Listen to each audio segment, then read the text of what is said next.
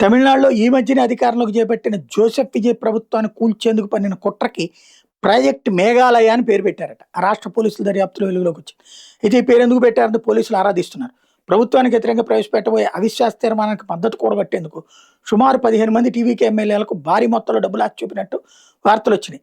విప్పుని ధిక్కరించిన ఒక్క ఎమ్మెల్యేకు 35 కోట్లు ఆఫర్ చేశారని కృష్ణగిరి జిల్లా ఊత్తంగరి టీవీకే ఎమ్మెల్యే ఇళయరాజా ఫిర్యాదుతో ఈ కుట్ర వెలుగులోకి వచ్చినట్టు పోలీసులు చెప్పారు. దీని మీద కేసు నమోదు చేశారు.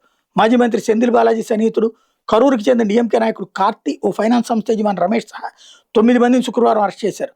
ఈ కేసులో ఐపీడీఎస్ అనే opinion poll group YouTube channel నిర్వాహకుడు చెన్నైకి చెందిన తిరునావుక్కర్ అని అరెస్ట్ చేశాం.